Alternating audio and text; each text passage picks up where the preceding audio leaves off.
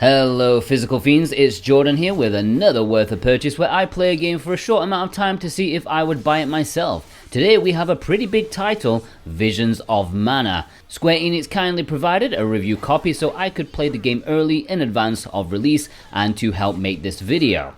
Visions of Mana is releasing digitally on August 29th, but this is Physical Paradise. We only talk about physical media, and of course this does have physical copies on Xbox Series consoles, PlayStation 5 and PlayStation 4, but not in every region. More details on that later in the video, but purchase links are down below if you want to order a copy and support me at the same time. So, Visions of Mana is supposedly the 5th mainline game in the Mana series. Obviously, there are way more than 5 games, and despite playing the majority of the series that came to the West, at least for a little bit, I genuinely have no idea why on earth this is considered mainline compared to the others that have released in the past 20 years. Yeah, the last mainline new game was in 2006. My favorite game in the series is actually a spin-off called The Legend of Mana, but you know what? After playing Visions of Mana for a few hours, I think that this game has the potential to surpass that one as my favorite. I really like this game a lot. It's a game that you can tell a lot of effort has been put into despite it not being a fully AAA game. It's not like Final Fantasy VII Remake, but my god have they tried their best to make it stand toe to toe with them. I wasn't expecting much from the game, mainly because the Trials of Mana remake that came out a few years ago was pretty decent, but it was rough around the edges in many places. But Visions of Mana, this has blown my socks off. It's an action RPG that's got a lot going for it. Playing it on PlayStation 5, it's visually gorgeous. The art style is tremendous. It's taken the classic Mana art style and really brought it to life in the best that it's ever been. It's spectacular to look at. Sadly, we do visit some bland places that really don't make the most of it, but a lot of the time, you'll be in awe at the landscapes, especially in the towns and villages and stuff. It looks amazing. The story is interesting so far. I'm reluctant to talk about it because, as you know, for a preview video, Square rightly want to keep the story spoiler free for players, but it fits right in with the themes the series is known for with Mana Tree and things like that. But I will talk about the characters. I haven't met them all yet, but I really like them. Some of them fall easily into character tropes, but they've been given a nice bit of depth to them. Like very early on when you meet them, you think, oh, it's this kind of character trope, but then they surprise you with something nice. And also, it's also bloody nice to have a JRPG main character who's just a positive, nice dude. Can we have that more often? In that regard, the game does remind me of the glory days of RPGs, PS1 and especially the PlayStation 2 era. It gives me a good nostalgic feeling of classic games, but just looking way more amazing and feeling more refined.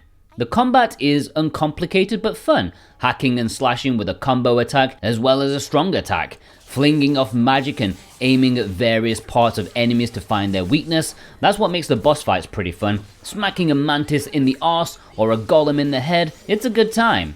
And controls pretty well once you get used to it, remembering where the character switch button is, the ability skill circle, and then the items. Those take a little bit of getting used to, but after a couple of hours, you'll be an expert. It's quite breezy overall, and it makes the battles fun, and also traversing the landscape. Like, the biggest surprise is genuinely how good it feels to run around the environments. Parkouring, double jumping, dashing in the air, it's really nice, and there are way less boundaries than is usual for this kind of game. Like, you'd expect, like, you can't go up this little hill, this little rocky cliff kind of thing, but no, you can just jump up there, go collect some nice things. One of the more exciting elements for me is going to be finding all the job classes. As the story goes on, each character can equip something that will change their job class, and there seems to be quite a lot of them. I know the party is quite small for this game compared to other JRPGs, so this is where all the variety and character builds will come from. They each have their own cool outfit and stuff, and I really want to see them all. I can't wait to unlock them. And I think it's a really nice game. I'm interested in the story, even if the pacing may not be perfect. The presentation is great, the music is sublime as you'd expect, the voice acting is mostly pretty good. It's way better than the absolute tragedy that Trails of Mana remake was. It's a huge step up in that department. Now, I'm not free of criticism. I do have some issues with the game so far, or at least things I think other people will consider issues. the amount of cutscenes may be a problem. I play RPGs because of the story, so it doesn't bother me so much, but it would be nice that if when a cutscene ends, and then you walk 10 meters to the next waypoint, and a new cutscene begins, like, couldn't we either spread that out a bit, or combine those cutscenes together, rather than having this stop-start style of gameplay, with loading in between? I think a much better balance could have been found, especially early on, and some may find it very exhausting to start the game. Those cutscenes stopping and starting, then you have the tutorials popping up, it can get a little bit tiring.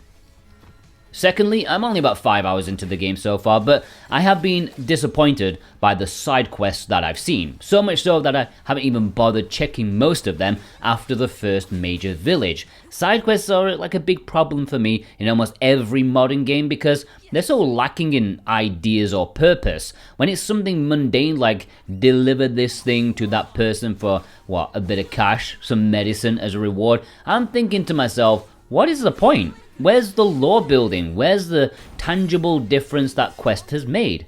Give me less side quests, but with more meaningful rewards to make the world bigger and more interesting. Now don't get me wrong, I may be wrong. I would love for Visions of Mana to take side quests by the balls and do interesting things later on, but it hasn't instilled me with confidence. In terms of the physical release, in North America, it's available on Xbox Series consoles and PlayStation 5, but in Europe, there is also a PlayStation 4 release, which is a pretty big omission from Square in North America, considering how many people are still rocking that old warhorse.